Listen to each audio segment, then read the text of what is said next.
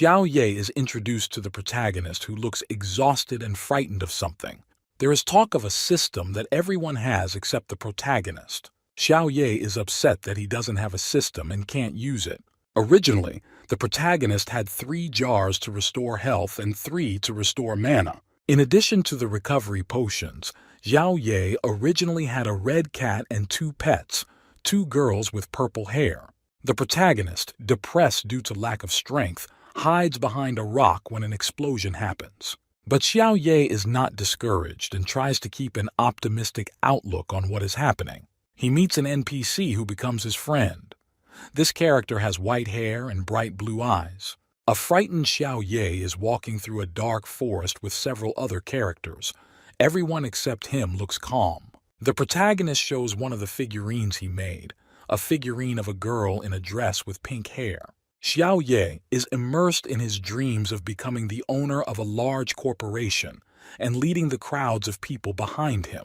He is determined and convinced that even an inexperienced player like him can stand out in the game and become successful. 2 characters, an angel girl and a demon girl, are arguing at the table about someone who has already achieved great success in the game and has become one of the strongest bosses. One of the characters is in a joyful mood because of the appearance of the Demon King on Earth, introducing some of the heroes of the manga. One of them is the Evil Lady, with lightning bolts sparking around her. She has long purple hair and her head is decorated with horns. In addition to her, we are introduced to 2 more evil ladies. The girl with the short haircut in the bright black and green costume is called the Evil Lady X2. The second evil lady is a girl with long pink hair and a white cape. She is called Evil Lady XN. One of the main actions of the manga is the large number of epic battles. 2 characters have a duel using swords and knives. There are some funny moments in the manga with characters getting into awkward situations. A terrifying monster lets out a great shriek. In this way, the authors show that the heroes are going to have a difficult battle with terrifying monsters. A huge number of meteorites fall on the earth and houses and buildings begin to burn. Xiao Ye meets the evil lady while the whole world is destroyed and engulfed in fire. The evil lady, who initially appeared to be an intimidating monster, actually turns out to be a cute character. Still, the main character is in a tragic situation, so he's scared. Humorous credits are shown saying that the story may end before it even begins. Character creation screen in the game. You need to enter your login. You can choose the race and class of the hero to be created. Getting to know the main character. He is 21 years old and a student. Xiao Ye is standing in front of the screen, in which the creation of the character is open. This year, there was a merging of the 2 worlds, the game world and the real world. Because of the merging of the 2 worlds, the real world has become the home of the terrifying monsters from the game. To counteract this event, all of humanity became players. It is shown that now any person can enter the game, create a character, and choose its characteristics. People, in the face of a shattering world teeming with monsters, became new to the game, armed with swords and spears. However, it happened that Xiao Ye did not become a player and could not get abilities for battle. The protagonist's character selection screen stops working. Xiao Ye is completely confused about what is happening to his system. The protagonist frantically and desperately tries again and again to log in and create a character. It turns out that the system with game skills suddenly crashed due to an error. Because of what happened, Xiao Ye can no longer use the character creation system. He returned to the real world without any abilities. The protagonist, surrounded by game characters with swords and axes, is at a loss without getting any game items and skills. Xiao Ye is not given weapons and equipment, so he will have to use improvised means. Due to the lack of in-game features such as experience and level, Xiao Ye will need to pump up his physical abilities. Xiao Ye is terrified because his character's characterization system doesn't work. The character becomes desperate. He thinks he can't survive in this world without in-game abilities. Xiao Ye is teased by the author that he will go to the other world without losing his innocence. The protagonist decides to accept his difficulties and find a way to cope with them. Although Xiao Ye's whole system stopped working, his inventory didn't go down and he found a couple of recovery potions, a red one for health and a blue one for mana. After some deliberation, Xiao Ye decides to team up with other players and find shelter. While the protagonist was thinking about further actions, an unusual flash appeared in the sky.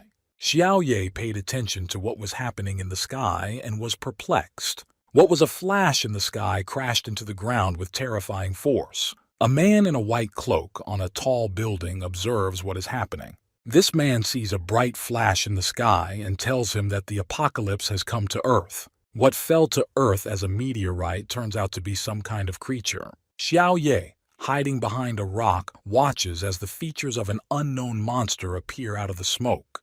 The protagonist assumes that one of the game bosses has fallen to the ground in this manner. The monster that fell to the ground starts to get up and regain consciousness after the collision. The fallen creature is the Evil Lady, a demon and the leader of the Heavenly Kings. Her name is Belial. The protagonist is horrified at the sight of such a powerful monster. But at the same time, Xiao Ye appreciated the fallen demon's outfit and decided to capture her image on his smartphone. Belial, after falling to the ground, became confused and started looking around. Though she doesn't quite know where she is still determined. She knows exactly what she is looking for is right in front of her, a store with a pink sign. Belial pulls a piece of paper out of his chest with a mysterious grin. It turns out that she had a dream in which she saw a demon lord. He was the one she drew in the picture. She loves the look of the demon lord, so she lovingly holds the drawing of him to her. While Belial was looking around and dreaming about her meeting with the demon lord, she was surrounded by players with weapons in their hands. The players were puzzled by the appearance of a strong boss at the beginning of their playthrough. The demon decided to quickly get rid of the interfering newcomers by using her skill. Belial prepares to attack, pink and purple lightning bolts surrounding her body. A bright circular flash emanates from Belial after she used her absolute territory skill. All of the surrounding newcomers were sent to the other world by the demon with her one skill. Xiao Ye, who was watching what happened, was horrified by such a crushing power. Still hiding behind a rock, he covers his mouth with his hands to avoid attracting the demon's attention and decides to run away. But Belial listens and notices strange sounds coming from the man behind the stone. Suddenly, a crushing beam of yellow sparkling lightning falls to the ground. It remains unknown what the source of the beam is. The beam passes very close to the protagonist, causing him to panic. Xiao Ye screams in terror at being struck by such a powerful force. The beam cuts through the ground, passing next to Xiao Ye and heading towards the demon Belial. Belial is perplexed. She can't understand who could have launched an attack on her. She quickly jumps up and dodges the oncoming beam. The demon comes down to the ground after the dodge, leaning on one knee. Belial recognizes the attacker as her familiar Roland. It's clear from her face that she's not too happy to see him. Standing across from each other, Roland accuses Belial of having a temper, and she accuses him of being an attacker. Roland turns out to be a high priest of level 101, with blonde hair and blue eyes. He answers Belial's question and tells her that he is here to take down the demon lord. It turns out that Roland learned about this place from a prophecy, but he doubts whether he's in the right place. By the same store that Belial used to navigate the area, he is convinced of the accuracy of the place he has found. Belial becomes enraged at what Roland said about the Lord. Using a whip, the demon launches an attack on the high priest. Belial's eyes light up purple with rage as she attacks her opponent. She makes a furious swing of the whip. The demon attacks Roland with multiple blows of the whip. The priest adopts a defensive posture, crossing his arms in front of his face. Belial screams with anger as he launches his strongest attack. Roland remains calm and only smirks in response to the demon's attack. Belial swings her weapon once again. She prepares to deliver her strongest blow yet. But Roland quickly dodges and the blow misses. Belial didn't even manage to hit the Reaper. After such a crushing blow, Roland enters the battle and a shining spiral appears around his hand. So the priest summons his weapon, a sword called the Mark of the Sacred Edge. While the fierce battle is going on, Xiao Ye continues to sit behind the stone in fear, afraid to move. The protagonist is so frightened that drops of sweat appear on his face. During the battle with Roland, Belial lost almost all of her health. But, encouraged by her encounter with her lord, the demon regains her strength and is ready to continue the fight. Belial, having entered the second phase, begins to prepare to jump and attack again. Her jump was made so quickly that dust rose in its former place. Belial, in mid-air, swings his whip to deliver another devastating blow. Roland realizes the power of the demon's new form and knows that he must try his best to avoid being hit by her attack. He pulls a sheet from his suit and prepares to use the new tactic. As the demon approached him, Roland held the sheet right up to Belial's face. When the demon sees what's written on the sheet, she rounds her eyes and forgets all about her opponent. It turns out that Roland picked up Belial's dropped leaf with the drawing of the Lord. She finds herself mesmerized by the image in the drawing. But Roland remains vigilant and prepares to continue his assault on the enemy. Because Belial lost control of the situation, the Reaper was able to deliver a devastating blow. Belial flew a great distance after Roland's crushing blow, and she landed near where Xiao Ye is hiding behind the stone. The protagonist is shocked by what is happening and, not expecting this outcome of events, is at a loss for words. Belial, sitting on the ground, tries to regain consciousness after being struck by Roland. She notices that the drawing depicting the Lord is ruined and starts screaming. Looking at the ruined drawing, she blames Roland for the unfair fight. Belial stands up and clenches his hands into fists due to anger at the Reaper for the ruined drawing. The demon becomes enraged, her mouth contorting in an angry scream and her hair rising to the top. Suddenly, Belial notices the demon lord sitting right in front of her. Xiao Ye is in a stupor because of the demon Belial caught her gaze. At the sight of Xiao Ye, Belial smiles and says that she was waiting for him. But Roland doesn't hesitate for a moment and continues to attack his opponent. In front of Xiao Ye, Roland brutally slashes Belial and sends the demon to the other side. Roland, sword in hand, proudly announces that the battle is over. Xiao Ye, horrified by the brutal battle between Roland and Belial, faints. At this time, Roland honors Belial and speaks of the strength of his opponent. But without wasting a moment, he immediately sets traps to capture the newborn lord. He'll need them to capture the Demon King and bring him down. Roland dreams of the king being weak and not giving him any trouble. He remembers the specific location of the Lord's arrival and decides to turn around. The Reaper notices that right behind him sits Xiao Ye, who is the demon lord he has been looking for. Roland is horrified that the Demon King is right behind him. The Reaper activates his perception skill and sees that the Lord has a prohibitively high level. Xiao Ye turns out to have a 4-digit level, much to Roland's surprise. Roland, with his 101st level, realizes that he cannot defeat the Overlord under any circumstances. Roland is overcome with fear, thinking that the Lord is following a devious plan. The Reaper remembers his destiny to save the world and loses faith in his own strength in the face of the Lord. Xiao Ye stands up and Roland confusedly prepares to attack, summoning his sword. The Demon Lord silently puts his hand to his mouth with a languid look. Roland watches with fear in his eyes and prepares for the worst possible outcome. Xiao Ye stretches his hand forward and a magic ball appears in front of him. In Roland's imagination, Xiao Ye prepares to avenge him for his victory in the battle with Belial. Seeing the Demon Lord preparing to use some skill, Roland decides that Xiao Ye has become enraged.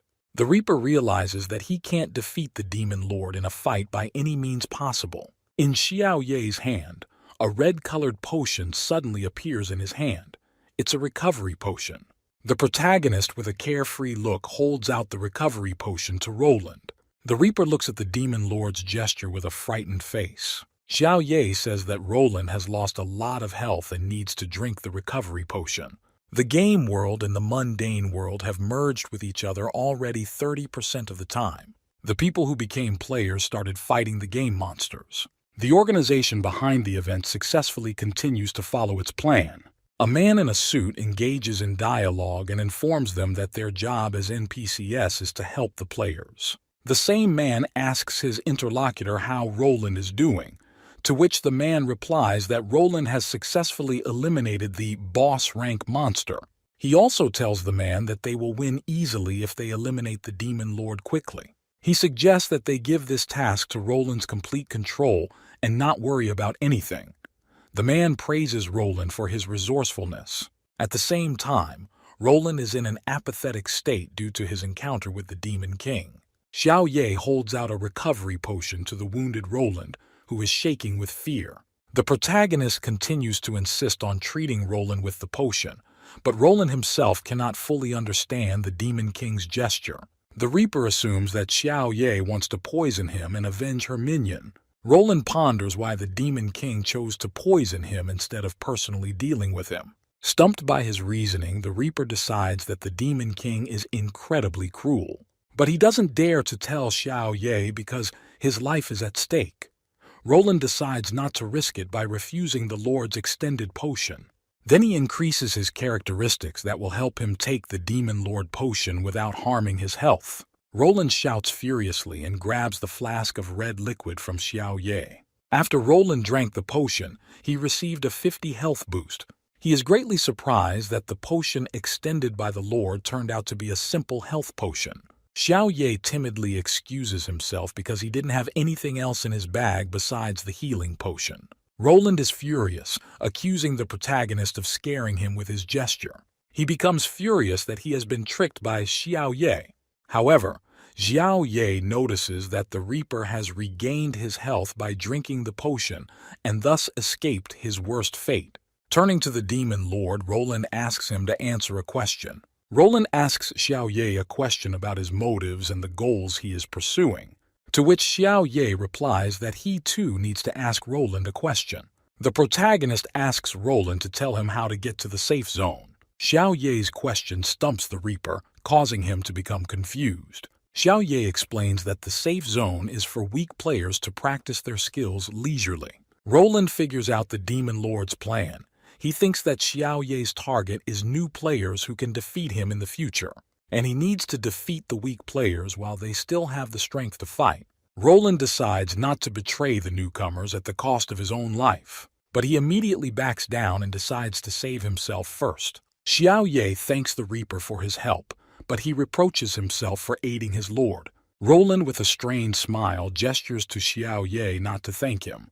He curses the Lord and decides to get to a safe zone to contact the higher NPCs to win the victory. Suddenly, the two of them are attacked by a creepy monster with its tongue sticking out. Roland immediately draws his weapon and prepares to defend himself. In one blow, he kills the monster with a massive explosion in its place.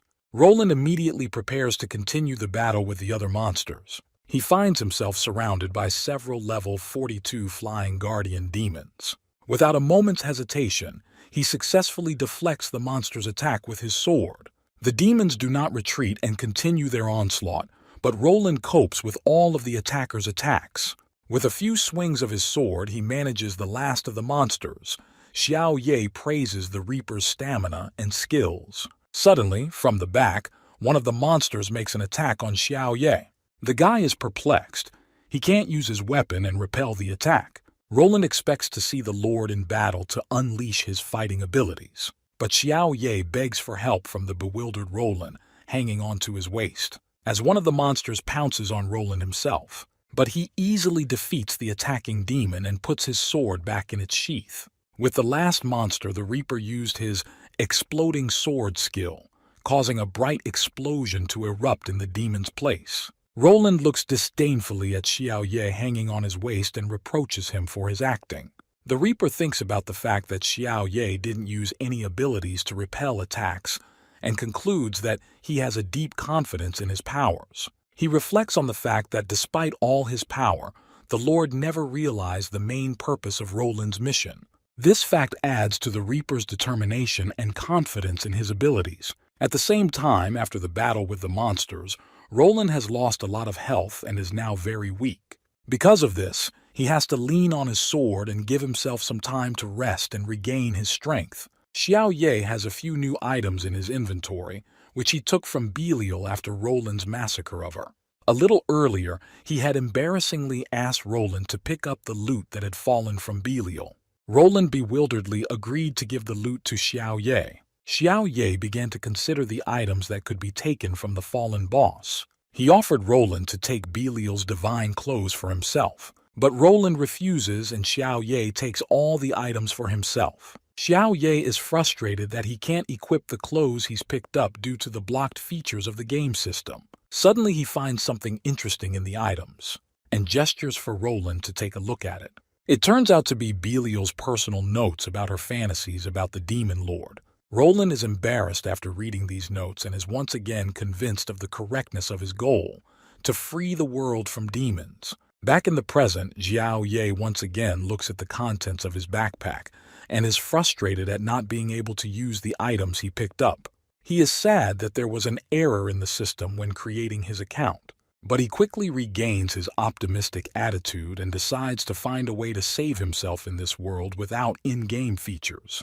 At this time, Roland is surrounded by evil fox-like creatures. One of them attacks the Reaper and he loses 50 health. Xiao Ye admires the Reaper and dreams of one day becoming as strong as him. After the battle with the monsters, Roland stabs his sword into the ground. He, exhausted after many battles, reports that they have arrived at a safe zone. Xiao Ye is surprised to see the place they found themselves in with Roland. The safe zone turned out to be a large area of Kangqian University. Xiao Ye is shocked to report that this is the place where he used to train in the past.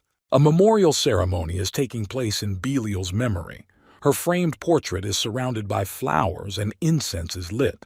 The other demons, seated at the communal table, offer to send another associate to meet the Lord, but only Belial has seen what the Lord looks like. One of the 7 demon lords, Babylon, doesn't understand how they can continue their search for the Lord without Belial's knowledge. Another demon appears and orders those at the table not to panic. This is Mammon, another demon of the 7 lords. She says that Belial has left a clue that they can use to find the Lord. This clue is a drawing of Belial that she carried with her. Mammon says that by using this drawing they will be able to find the Lord. A demon named Babylon rejoices that Mammon has come. The other demons bow to her after she appears. Babylon says that there is information from a demon that says that Roland has left the battle site and is traveling with someone to a safe zone. Mammon suggests that it is likely that Roland's companion may well be a demon lord. Babylon has a picture from the demon informant. She shows a picture of Xiao Ye passed out during Roland's massacre of Belial. Mammon looks closely at the photograph that Babylon holds out to her. She decides that the person depicted in the photo is definitely not the demon lord and rejoices over the fact that the lord has been captured by Roland. The photograph depicting Xiao Ye is sent to the trash. The demons decide to all gather together as time is running out. A collapsed building turned red due to the falling light, which is most likely the demon's hideout. The story shifts to Xiao Ye, who is rapturously looking at the safe zone he and Roland recently reached. There is a huge line of people standing at the entrance to the safe zone with no end in sight. Xiao Ye and Roland stand in front of the queue, and the protagonist can't help but marvel at the number of new players waiting to get in. Roland praises Xiao Ye's acting and devises a cunning plan to defeat him. It is reported that the safe zone is a trap for Xiao Ye. The safe zone system is called Post-Bird and is capable of suppressing the Lord's full strength. Any monster that ends up in the safe zone, according to the rules of the game, will not be able to use their abilities to their full power. Roland is glad that he was able to lure the Demon Lord into the safe zone, where he will lose his incredible abilities, and they will be able to easily overpower him. He comes up with the cruelest outcome for Xiao Ye. He will be captured and handcuffed. In that case, for saving mankind from the Demon King, Roland will become a universal hero and will be bathed in glory. At this time, Xiao Ye and Roland have already reached the safe zone and met the other NPCs, who welcome Roland as a future hero. An embarrassed Roland timidly recoils from the swooning praise of his personality from the other NPCs. Roland angrily asks the rambling NPC to shut up, who asks how Roland's mission to defeat the new Demon King went. After this exchange of pleasantries, Xiao Ye confirms the NPC's words and says that Roland is indeed a wonderful person. The second NPC begins to praise Roland again, calling him the hope of humanity from the prophecy. Roland is then told that the steel bolt in the safe zone has been completed. The NPC who broke the news to the Reaper asks Xiao Ye if he knows about the steel bolt. Roland shouts in fury for him to shut up already. Roland runs up to this NPC and starts shaking him vigorously to stop telling their secrets in front of the Demon Lord. While the NPC is embarrassed, Roland takes Xiao Ye by the shoulders and directs him somewhere else. Xiao Ye looks back at Roland admiringly and dreams of becoming a hero like him. While Xiao Ye was distracted by thoughts of Roland's perfection, he led him to an opening in the wall that is all filled with blue color. Roland, with a sinister smile on his face, is triumphant that the time has finally come when he can defeat the Demon Lord. Xiao Ye takes one step into an opening with stairs, which is separated from the rest of the room by a white sparkling streak. While the protagonist suspects nothing, Roland is already envisioning the completion of his mission and defeating the sinister Demon Lord. Suddenly he pushes Xiao Ye over the sparkling border separating the two rooms, and shouts at him that he is about to experience the full power of the system's energy. Xiao Ye, who is in another room separated by a blue transparent wall, doesn't realize the power of the system Roland is telling him. Even though Roland pushed Xiao Ye through the barrier, nothing happened to him. Roland is confused. His plan didn't work. He thinks that pushing Xiao Ye into the safe zone didn't do anything. However, this subsequently caused the steel bolt, a device standing in the center of the safe zone, to crack. This structure began to collapse, cracks appearing and parts falling off. Roland begins to make theories as to why Xiao Ye didn't lose his powers in the safe zone. One of them is that the Demon Lord is so strong that even the system can't contain his power. Xiao Ye, with a calm face, asks if this is all the power of the system, which shocks Roland. In fact, Xiao Ye asks if he is safe now, being under the influence of the system's immense power. Roland is horrified not to understand Xiao Ye's intentions and can't even guess at his future plans. He imagines that Xiao Ye will use his power and destroy the entire safe zone right now. The entire room where newcomers are being registered to enter the safe zone is colored red. The NPCs doing the check-in are confused and don't understand what's going on with the system. Newbies start to panic, thinking that the safe zone has been attacked. NPCs assume that there is a simple system glitch and try to comfort the panicked newcomers in the check-in area. They say that in the safe zone, they are protected by a postbirth device that will prevent monsters from sneaking into the area. However, this device has fallen into an unfortunate state.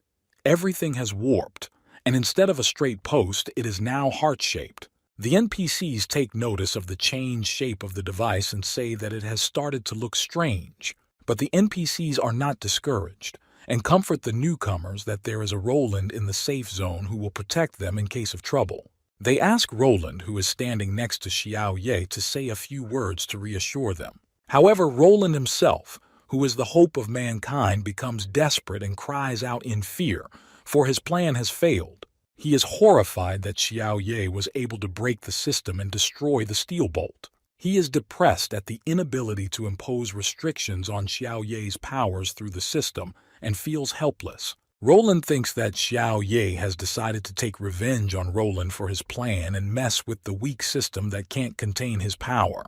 So he wiped out everything Roland could have hoped for. Roland is horrified by the vast gulf in the difference between his powers and those of the newborn Demon Lord. In a state of despondency, Roland begins to contemplate the idea of just giving up and not trying to resist the power of the Lord.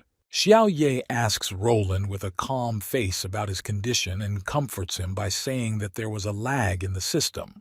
The protagonist revels in Roland's frightened and depressed state due to a normal glitch. Xiao Ye tries to lift Roland's spirits and make him not give up in the face of such a tiny problem. He reminds Roland that he is the hope of mankind and he should not give up now because the game has just begun. Roland is puzzled by the words of the Demon Lord, who tries to comfort him. At the same time, he is frightened by Xiao Ye's expression that the game has just begun and sees the words as a threat. Roland is confused and can't recognize Xiao Ye's intentions and tries to ask him about his desires. Xiao Ye is a little confused after Roland's question about his intentions. The protagonist thought that Roland was so moved by Xiao Ye's words of support that he offered him a reward for it. After thinking for a bit, Xiao Ye decides to ask Roland to fulfill one request of his. He wants to learn cooking skills in order to successfully settle down among the newcomers and survive in this world. Roland doesn't quite understand why a demon lord with a 4-digit level would need to master cooking and becomes confused. He thought Xiao Ye would ask him for something terrible, but it turns out to be the protagonist's simple desire for a cooking skill. Xiao Ye asked Roland if he will become the hero of mankind by defeating the demon lord. As a child, Xiao Ye himself loved hero stories and dreamed of becoming as strong as them. He shares his worries about the system malfunction and is happy that he met Roland because he became his savior. Xiao Ye wants to become a hero at all costs, even if his only skill is cooking. Roland is shocked by the story of the powerful demon lord. The protagonist asks Roland for help in finding his own path and gaining abilities. The Reaper cannot understand Xiao Ye's request and becomes confused about it. Xiao Ye has come to meet his cooking mentor. His name is He Ri, and he was initially dismissive of the hero's request to teach him a skill. First aid mentor Li Bingbing supports He Ri and encourages them to be more responsible in their professions. The mentors talk about the difficulty of learning new skills, as it requires a considerable amount of money. Xiao Ye shows them the amount of money he has accumulated. He has more than 13 gold coins in his backpack.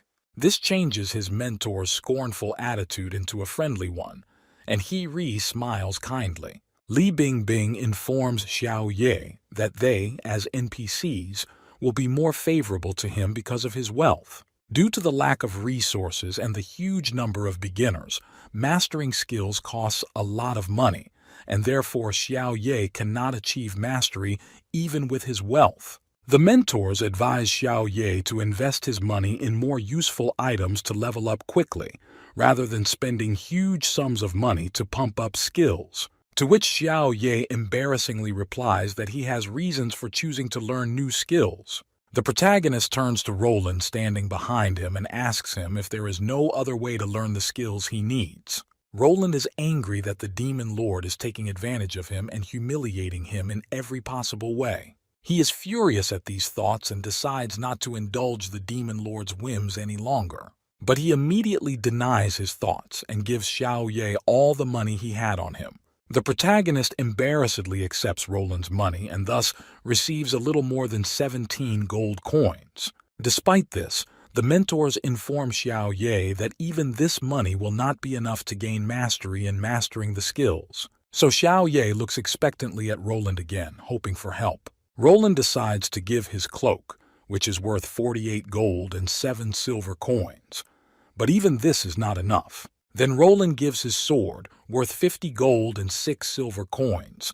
The money is still not enough. Then he offers to sell his underwear, for which the fans are willing to pay 99 gold and 7 silver coins. Roland, left without all his belongings, curses the demon lord and smashes his fist into the wall in anger. But even with all the resulting sum, in the end, the money is not enough to pump the skill to the required level. Then He Ri asks Roland about his expensive watch. Roland is horrified that he has to give Xiao Ye his father's birthday present. But he does give him the expensive watch, and the mentors are surprised at Roland's favor to Xiao Ye. Xiao Ye is happy that Roland supported him in his intentions to become a hero and put in his best efforts, while Roland, left without his belongings, sits on the sidelines in a panic. Xiao Ye asks how he can get the money for the items he received. Li Bingbing tells him that he can sell the items at the NPC merchants where newcomers usually earn money by selling the items they find. Xiao Ye goes to the NPC merchants in the shopping center to make a profit in exchange for his items. A rat's tail at merchants' newbies can sell for 3 copper coins. Low E's underwear costs the value of 8 copper coins. Skeleton toes are also not expensive items and cost 32 copper coins. One of the NPC merchants praises the newcomer who has come to him to sell goods for good items. He tells him that all of his items will cost 1 silver and 20 copper coins, to which the guy in the helmet resents because the amount is so small. After receiving 43 copper coins, the frustrated newcomer leaves the mall. Xiao Ye, entering the building with the NPC merchants, looks regretfully at the frustrated newcomer walking out. He thinks about the fact that despite all the changes in the world, money is still the key factor. Xiao Ye approaches the merchant and starts a dialogue with him about selling things. He puts all the things he got from Roland on the table. The merchant is shocked to have so many S-rank items on his table. He begins to think that he has seen all these things on someone else before. The portrait of Roland, the hope of all mankind, immediately comes to his mind. The merchant starts screaming in surprise and realizes that he has Mr. Roland's things for sale. But Xiao Ye finds himself stashing a few more things for sale in his backpack. He pulls out the equipment he managed to get after Roland's victory over Belial. The merchant begins to scrutinize the clothes the demon once wore. This equipment is to his liking, and he notes its beauty. After laying out all the items from his backpack, Xiao Ye wonders if he can get the proceeds for these items. The merchant has to use his skill to estimate the value of some items. Appraising the items that Xiao Ye got from Belial, he feels deeply shocked. They turned out to be very expensive items. The devil horns are valued at 6 gold and 50 silver coins, while Belial's breastplate is valued at 340 gold coins. The merchant's eyes bulge at the sight of such expensive and rare items. One of the newcomers is outraged that his heavy armor cost only 2 silver coins, while Belial's minimalist breastplate costs over 300 gold coins. The merchant looks lovingly at Belial's gear and starts praising it in every way possible. He likes the fabric of the breastplate, noting it is soft and light. He enthusiastically describes the smell of her outfit as a mixture of perfume and salt. After examining the boss's outfit in detail, he decides to double its value and estimates it at 680 coins. The merchant cradles Belial's outfit with joy and bliss on his face and raves about its rarity. He reports the value of the item to Xiao Ye, saying that in fact it is priceless. However, the merchant does not advise him to sell the item, as it will be recycled after it is sold. But the item can't be exchanged or given to someone else. The merchant suggests that he keep it and wear it when Xiao Ye reaches the right level. Xiao Ye is presented in a superb Belial outfit. All the people around him are rapturously looking at the outfit. But Xiao Ye won't be able to use this equipment, and so he decides to just keep silent. The automatic entrance door of the mall starts to open, and Xiao Ye happily walks out of there, having received a whole 955 gold coins and 60 silver coins. The merchant resents Xiao Ye for the items Xiao Ye sold. The protagonist sparks with joy and walks with a happy smile on his face. Each player can choose their own path. Some set their sights on defeating the main boss and thus saving the world. Others choose the path of dominating duels and defeating other players. There are also players who explore the world and discover new horizons. But there is another type of player, the rich, who can hire a group of people to fight in your place. Thus, even without any abilities, Xiao Ye will have the opportunity to take part in the final boss battle. In Xiao Ye's dreams in the boss battle, one of the players offers him a decisive blow. He refuses the sword and defeats the boss with a single flick. Thus, after defeating the main boss, Xiao Ye unlocks a new achievement, Savior. And then he will achieve great fame and respect from all players by becoming the savior of mankind. Xiao Ye is introduced to a beautiful woman who calls him a hero and savior. In his dreams, he will be a rich man who hires groups of players fighting for him, while he rests. Dreaming of his great and bright future, the protagonist pumps his skill in cooking and preparing various dishes. While he was pondering and drowning in his dreams, unexpectedly he got the maximum skill in cooking. After leaving the building, Xiao Ye meets his mentor who asks how he is progressing with his skill. He informs him that after mastering the initial skills, there will be a middle stage where he will need to put in a lot of effort. To which Xiao Ye replies that he has already managed to reach the maximum level. The mentor is surprised to see that Xiao Ye has already reached the Grandmaster level. Furthermore, he even managed to successfully complete the level completely. Thus, Xiao Ye set out to defeat himself without even realizing it. The protagonist is walking through a city filled with other players. He ponders the purpose of the NPCs and other players. Xiao Ye is happy that he was able to settle into this world easily. His entire inventory is full and there is quite a lot of money in his bag.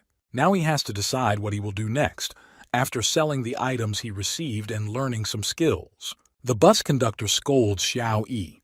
The protagonist gets on the bus and heads somewhere. He successfully reaches his destination and gets off the bus. Xiao Ye looks at something standing right in front of him with astonishment, his mouth slightly ajar in admiration. The place he arrived at turned out to be a huge building with a mirrored facade, which is the Team Assembly Hall. Upon entering this building, he notices some people talking amongst themselves. It turns out that there is a team in which all the members have already reached level 15. This team is one of the strongest teams in existence according to the combat power rating. Its members are capable of doing their jobs professionally. It is said that the captain of this team used to be a professional player. Xiao Ye is surprised because of the information he heard. Meet the captain of the team, Qin Haozhan. He is a level 16 brigand.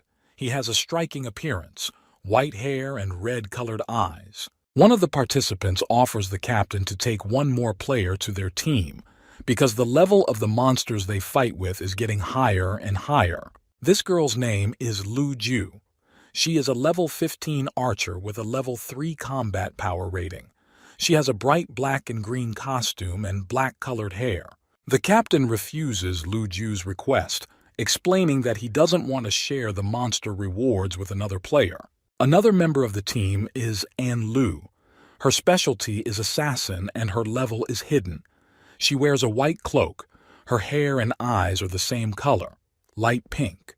The captain puts his arm around the shoulder of another team member and tells them that they should improve their efficiency, and if anyone fails, they will be kicked off the team. The girl sitting next to Qin Haozhan is his sister named Obara. She is a level 16 priest. Obara seems to be a very shy girl. The whole team is gathered together in one room. Their captain informs them that they must make every effort to continue working together. Suddenly, the captain receives a notification in the system that he apparently did not expect at all. This notice turns out to be Xiao Ye's request to join their team. Qin looks at the notice indifferently, calls Xiao Ye a weirdo and rejects it. But Xiao Ye doesn't give up and starts spamming the captain asking him to join the team. Qin is angry at the intrusiveness of the unsolicited player after all. He just recently said he doesn't welcome newbies. He repeatedly clicks reject on the system to Xiao Ye's request to join. Several notification boxes pop up around him and the captain is confused. But he is not so naive and will not accept a new player into his team so easily. He successfully rejects all of Xiao Ye's requests to join, and a proud smile appears on his face. But Xiao Ye is not ready to back down, and apparently, he needs this membership at any cost. Then he sends the captain a request for an exchange. The captain looks at this notification thoughtfully, but he already wants to refuse Xiao Ye's offer as well. Suddenly, Qin decides to accept the exchange request from Xiao Ye and see what he can offer him. The captain is shocked to see what Xiao Ye has offered him in the exchange window between the characters. The protagonist sends Qin 10 gold coins to gain the captain's favor. The captain can't believe his eyes that someone could offer him such an impressive sum of money. He is surprised by this money, as he has only managed to accumulate 2 gold coins and 57 silver coins in all his time. Even learning combat skills in the game costs money, and in a world where there is a severe shortage of resources, one has to be very selective in choosing them. The captain ponders that 10 coins will be enough to learn new skills and buy new high-end equipment. With the help of such reinforcements, it will be possible to easily defeat strong monsters and quickly increase the level. The captain is surprised that someone could give away 10 gold coins so easily and without hesitation. Due to the severe lack of resources, Qin can't believe that anyone has that kind of money at all. He is confused and can't decide whether to reject or accept the money. But of course, he can't deny himself such a decent amount of money that can strengthen him incredibly, and accepts Xiao Ye's offer. After he accepted this exchange, 10 gold coins were added to his account. The captain is jubilant that someone made such an oversight and gave him such a large sum so easily. But after the exchange, the captain again receives a notice asking Xiao Ye to join his team. Then the captain realizes what the exchange was all about and a mysterious smile appears on his face. The captain accepted Xiao Ye's offer, and he is already standing with their team in the same room. The protagonist wants to hire this team to escort him home. Xiao Ye found out from people, and it turns out that the place of his house is occupied by monsters, moles of the 18th level. Because of this, he can't get to the place on his own. Lu Ju answers him that the ranking is important to them, and they will not help for nothing. The captain accuses his companion of being heartless, but he is obviously willing to help Xiao Ye because of the money he offered him. Qin Haozhan pretends to be willing to help Xiao Ye to improve the professionalism of the team and tells them that they will take the job. Lu Ju is surprised by the captain's behavior and feels like someone has replaced him, as he doesn't tell her the main motives behind this decision. A huge multi-story building, the team meeting hall, is shown against the background of a sky completely studded with bright stars. The entrance of the building is decorated with a neon sign in blue and white, showing people united in a single line. Qin's team walks out of the building. The captain walks ahead. Lu Ju catches up with him and resents Qin for accepting Xiao Ye's offer, to which the captain responds by showing the girl his money account in the system. She is surprised by the captain's balance and asks him in amazement where he was able to get such a sum of money. She begins to guess that the money was most likely obtained by the captain from the seemingly weak-looking Xiao Ye. Lu Ju speculates that Xiao Ye doesn't just want to sneak into his house and there is probably some insanely expensive treasure hidden there. Qin Haozhan agrees with the girl's theory and is already anticipating her enrichment with the hidden treasure Xiao Ye is looking for. Obara is horrified and asks Qin about his intention to steal the treasure, to which he replies that they must get the treasure to increase their strength. He decides to get his hands on the hidden treasure at any cost, and Lu Ju agrees to his plan. The captain asks the opinion of another member of the team, An Lu, who at this time has towered over everyone by standing on a road lamppost. An Lu lowers her gaze to the captain and agrees with his plan to steal the treasure. But Obara doesn't want to act so dishonorably and objects to the plan. To her objections, Qin replies that he doesn't care. Obara gets upset that no one is considering her opinion and quietly sobs with sadness. The team, determined to steal Xiao Ye's treasure, sets off on their new mission. Qin Haozhan announces the start of the hunt for the precious treasure with joy on his face. Bright trails of sword swings swish through the air. The team easily defeats the mole monsters that have overrun the area. Having successfully defeated all the monsters on their way, they, together with Xiao Ye, arrive at the desired multi-story building. The protagonist informs the team that they will need to climb to the 6th floor of the building. Qin reassures Xiao Ye that they are professionals at their job and will keep him safe along the way. Qin's team, along with Xiao Ye, makes their way inside the building. It looks abandoned, so it gives the protagonist some fear. The healer Obara timidly informs the captain that she senses that something wrong is going on in the building. She says that when she crosses the threshold of this multi-story building, she is haunted by a strange feeling. The healer is frightened by what is happening and shares her feelings with the team captain. Qin looks scornfully at her frightened sister and rebukes her for what she said. He says that the girl doesn't know anything about the rules of the game and she should keep quiet or she will be abandoned and left alone in this house. Xiao Ye treads carefully on the floor of the 6th floor and silently counts down the apartment numbers. He looks for the door with the number 606. Seeing the right numbers on one of the doors, Xiao Ye tells the team that they have arrived at the location he wants them to go to. He thanks the team for a job well done and praises their honesty. Qin fake smiles and tells Xiao Ye to get his things out of the apartment as soon as possible. The protagonist takes out the right key and inserts it into the door lock. Without a moment's hesitation, Yi Qin immediately pounces on the unsuspecting Xiao Ye from behind with burning eyes. But suddenly, the captain is attacked by a 22nd level A-Rang monster, a giant mutated rat. The captain is startled to see the monster coming and does not immediately realize what is happening. He quickly adapts and delivers a devastating blow to the monster, causing the entire team to fly upwards. He can't understand how monsters of such a high level appeared in the building. After the monster attack and its repulsion, the captain asks the team if everyone is uninjured. But they notice that although everyone is unharmed, their customer, Xiao Ye, is missing. Because of the captain's attack on the monster, a hole was formed in the floor, into which the main character fell with a scream. The whole team looks at the falling Xiao Ye with bewilderment and does not understand what to do next. Qin is happy that everything turned out this way and now the precious treasure from Xiao Ye's apartment will easily fall to him. But An Lu decides to save Xiao Ye and jumps after him into the hole between the floors. Suddenly, a giant rat reappears on the floor, which the captain does not notice yet because he is distracted by his companion's unexpected maneuver.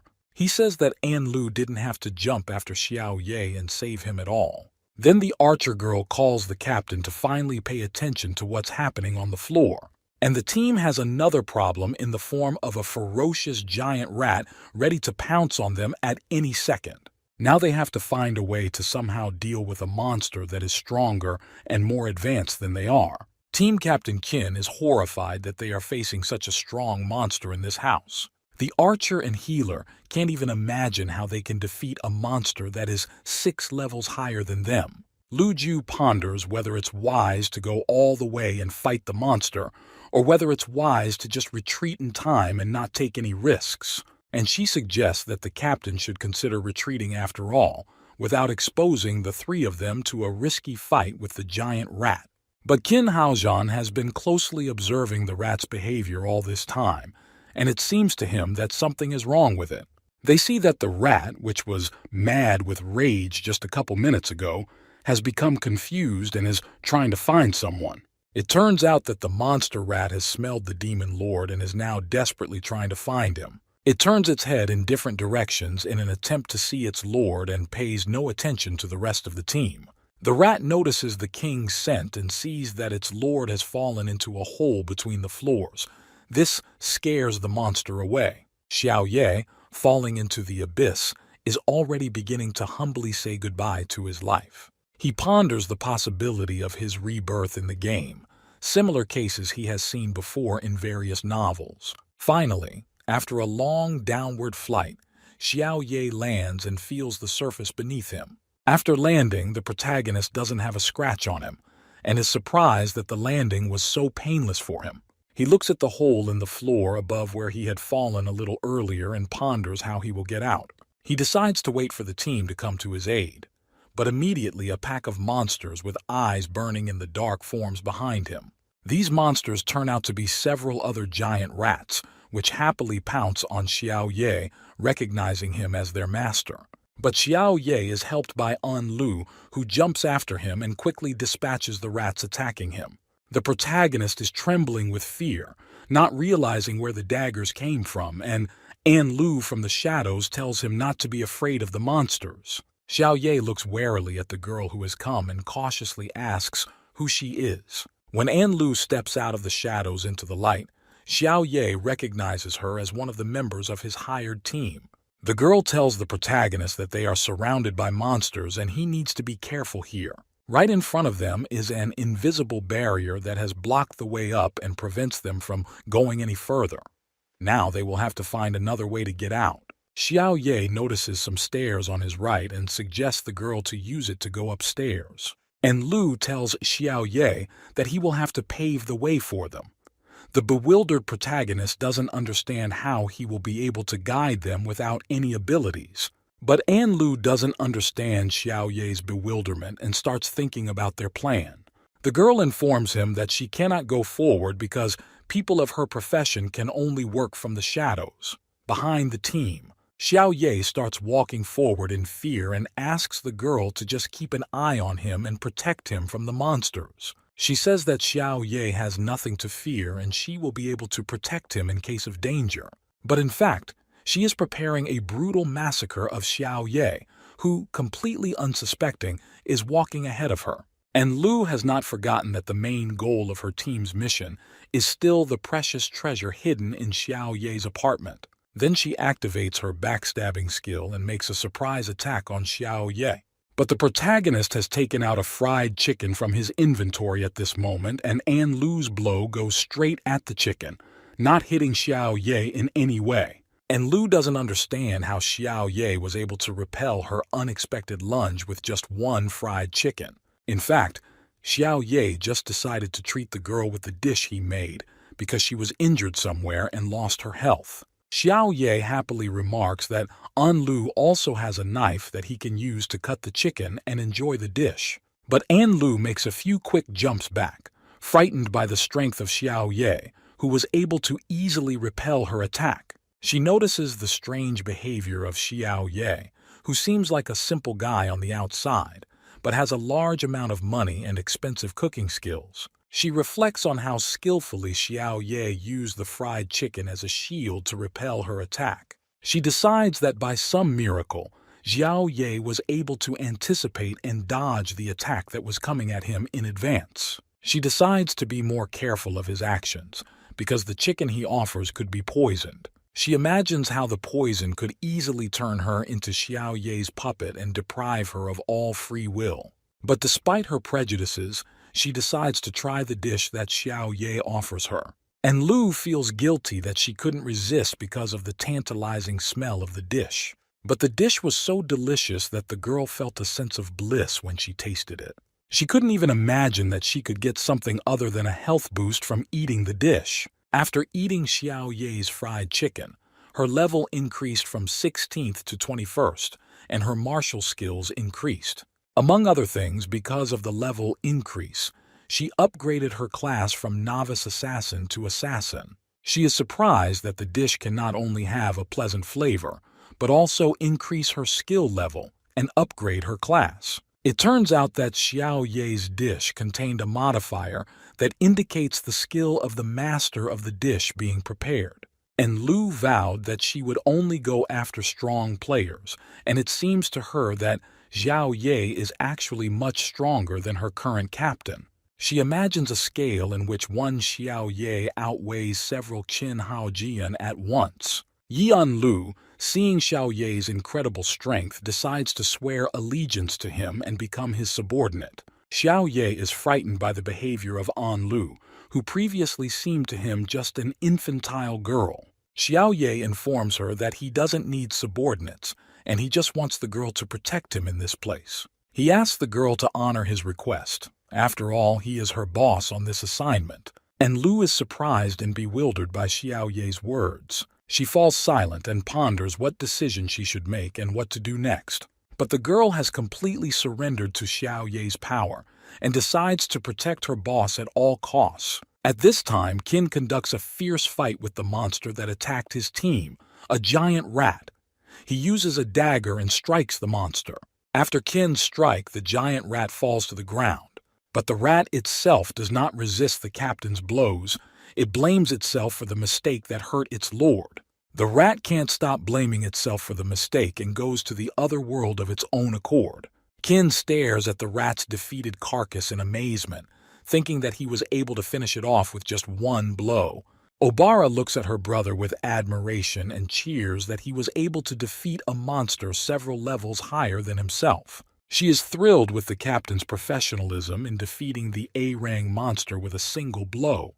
That's when Qin Haojian's golden rays begin to erupt from underneath his feet, stating that he has been awarded the legendary title. He receives a notification in the system that the title has been awarded, and he agrees to receive it. Because of the title, Qin rejoices and some of his stats increase by 3%.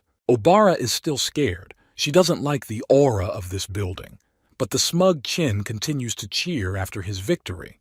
Qin considers himself an incredibly strong player, capable of defeating any monster. He no longer sees any obstacles and declares to everyone that he has nothing to fear now. But Obara is startled to notice a creature behind her brother's back that scares the hell out of her. Qin looks up and sees a giant cat monster with a huge mouth and sharp teeth. The captain tries to dodge the attack of this monster and jumps aside. But still, the cat strikes him and he flies off into one of the walls of the room they are in. At the place where Kin flew away, a huge hole is formed and the captain loses more than half of his health. He can't believe that as soon as they dealt with one monster, they were attacked by an even stronger one. The demon cat turns out to be the strongest A-rank monster of level 35. The monster activates its skill and the deafening roar of the demonic beast descends upon the team. Due to the power of the shockwave, all the team members have a hard time. They can barely stand on their own feet. The roar of the fox is so strong that it knocks the two girls off their feet and slams them into the wall with all their might. The girls fall to the ground after the fox attack and try to regain consciousness. They lose more than half of their health. Obara notices that monsters of such a high level can only be found in dungeons. Obara immediately realized that her premonition was not lying. Then the archer also realizes the reason why they meet monsters of such a high level on their way. Kin drinks a potion to restore her health and decides to distract the monster so that they have time to think of a further plan. The monster doesn't hesitate and Kin is horrified to see the demon cat's next attack. The cat prepares to strike the team captain with its giant paw, and this blow is right on target. It crashes down on Kin with crushing force. The captain flies right into the hole in the wall from the demon cat's previous blow. He loses almost all of his health and asks Obara to use her healing skills as soon as possible. Then the girl applies the beginner's healing skill and restores some health to her brother. Kin ponders how he can make his attack to reach the demonic monster. But the cat with its scary red eyes looks straight at the captain and watches his every action. Then the demonic beast makes many attacks on the captain at once. Obara barely has time to heal Kin to keep him from losing all his health. The captain is still hanging in the air. He keeps receiving a series of blows from the monster.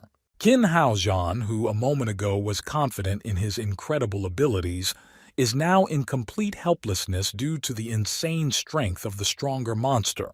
The demonic beast stops delivering multiple blows to the captain and seals him into a stone wall.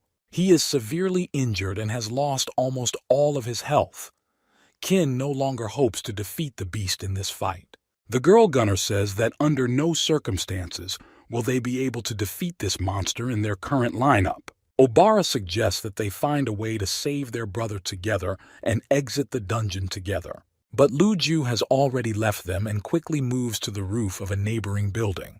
Lu Ju says that she is not ready to go to her death with her team and so she retreats. Obara is terrified to be left alone with her badly injured brother and can't imagine what she should do next. The demon cat prepares to deliver its final blow to Kin and send the hero to the other world.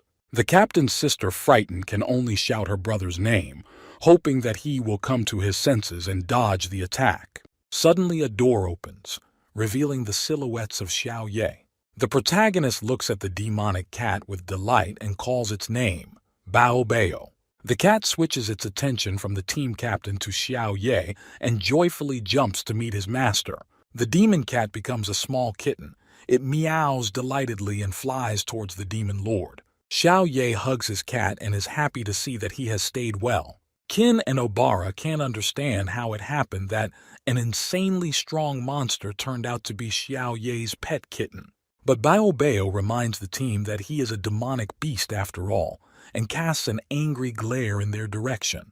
Obara is shocked by what happened. It turns out that the main boss of the dungeon is Xiao Ye's pet cat. Xiao Ye, along with his cat perched on his head, looks at what's left in his old apartment. Captain Kin, who was badly injured, is still happy that he and his team managed to get out of the dungeon alive. Kin says that he never expected a simple guy like Xiao Ye to have such a powerful pet. He decides to keep Xiao Ye alive because he thinks that they can get a lot of different benefits from him in the future. The captain praises Anlu's work in protecting Xiao Ye and helping him get out. He also wryly teases Lu Ju, who left him during the battle with the demon cat. Kin Haojian calls Anlu over to hug her in gratitude, and Lu, with downcast eyes, slowly approaches the captain. He encourages her that she will be able to achieve great success by being on the team. But suddenly, Anlu attacks her teammates and makes quick movements with her dagger. Her attack was so unpredictable that her teammates fail to dodge in time and are severely injured. Qin can't understand her companion's actions and bewilderedly asks her why she did it. But Lu, now defending Xiao Ye's honor, only looks at the captain contemptuously. She continues to stab angrily at her teammates with her dagger. Obara, who was left behind, screams in horror, and Lu threatens the captain on the grounds that he doesn't realize whose life he has infringed upon. Xiao Ye comes out of his apartment with Bao Bao and says he's finished packing his things and they can go back in. Xiao Ye and Bao Bao can't stop being excited about their reunion after a long separation. The protagonist says that he lost Bao Bao after their world changed and wanted to find him at any cost. And Lu looks mysteriously at the cat sitting on Xiao Ye's shoulder and realizes why Xiao Ye decided to return to his old apartment.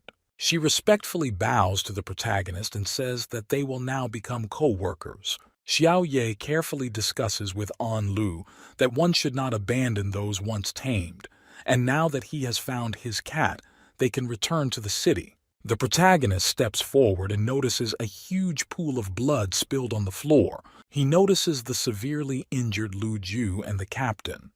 Xiao Ye doesn't understand how this could have happened in the time it took him to pack up his apartment.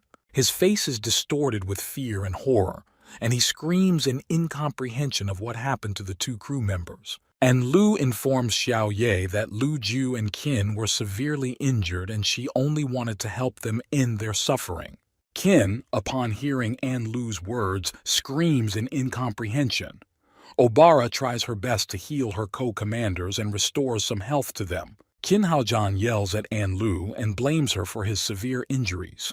Lu makes a regretful look and sighs timidly because of the captain's plight. Qin shouts fearfully and orders Obara to restore his health as soon as possible. But Obara, who is only a novice healer, cannot heal such serious wounds of his fellow soldiers. Qin can't imagine parting with his life after surviving 2 attacks from the strongest monsters because of his own teammates' attack. He recalls the disdainful face of Lu, who told him that he had offended a too important person after making the attack. Qin comes to terms with the situation and realizes that he made a mistake. He feels his life force leaving him and prepares to go to the other world. Suddenly, Xiao Ye's voice is heard, offering his help.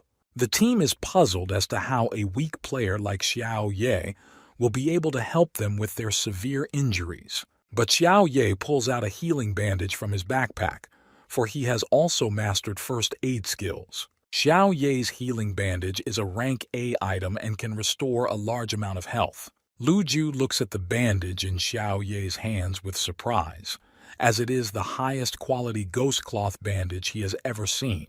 Making this bandage requires the most expensive skill in the game, first aid. At low and medium levels, this bandage is a highly effective item whose effects are comparable to the effects of the 5 players' healing spells. Among other things, this bandage can be used at high levels directly during combat, which shows its irreplaceable and effective effect.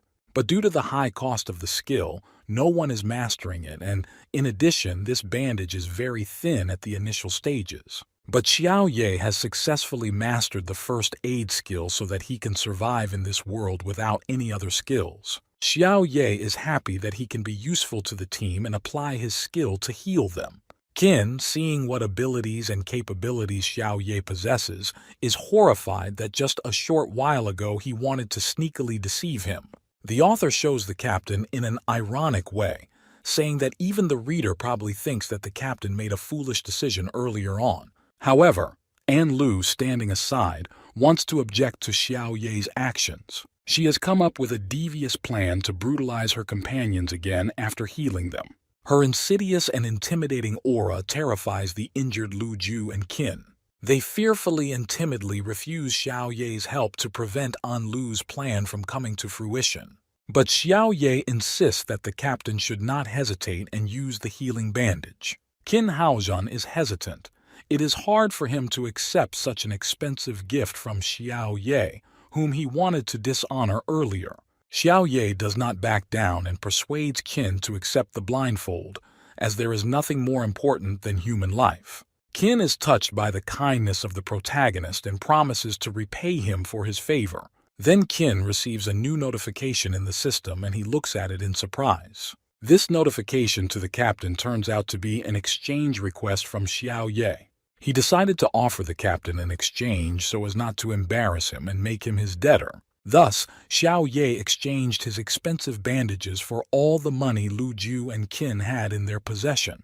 But now, after making this exchange, there was no way Xiao Ye would leave his severely injured companions in such a condition.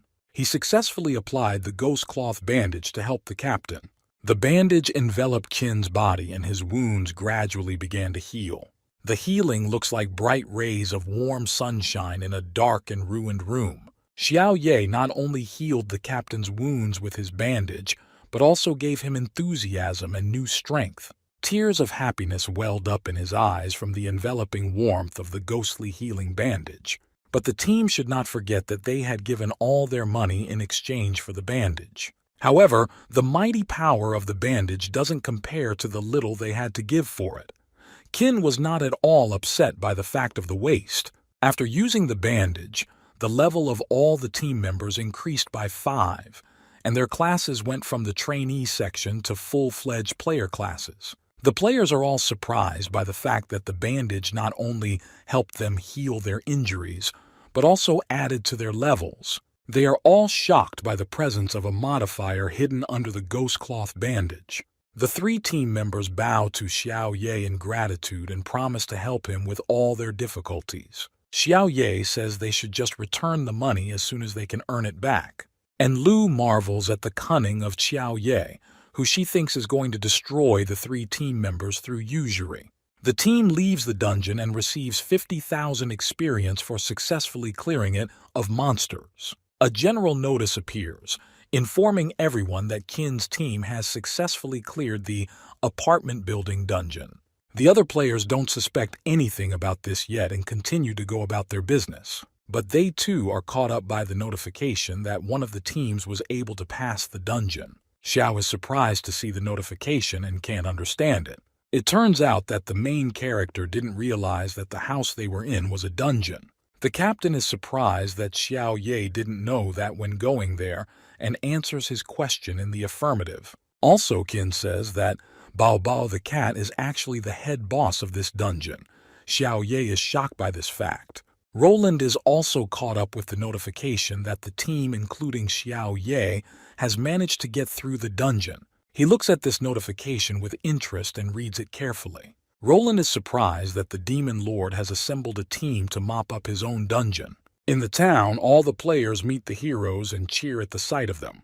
Everyone steps in front of them and starts whispering about whether it's true that this is the same team that passed the dungeon of such a high level. The whole team walks happily through the city and catches the admiring glances of the other players. Some random players recognize Qin Haozhan as the team captain. It turns out that Qin used to be a professional player who was the leader of many other games. The legendary title, Extremely Strong Player, is painted over Qin's head, and the others look at him admiringly. Qin smugly starts chatting with the other players and says that the dungeon sweep is not really his own. He points at Xiao Ye and gives him all the honor from the victory that happened. Suddenly, there is a loud shout of congratulations from someone in the crowd. The team looks around and tries to find the person who shouted the congratulations with a glance. They see in front of them a panting Roland, who was obviously in a big hurry to get to them. Everyone sees him and is surprised that Mr. Roland himself, the hope of mankind for salvation, has come to congratulate the team. But Roland has a task of his own. He must not be told that Xiao Ye is a demon lord. Roland clears his throat and is about to give a congratulatory speech to the team. He congratulates them all on their victory in the dungeon on behalf of Heavenly City. Xiao Ye is happy to see his old buddy. But Roland pulls out something like a whip and swings it sharply.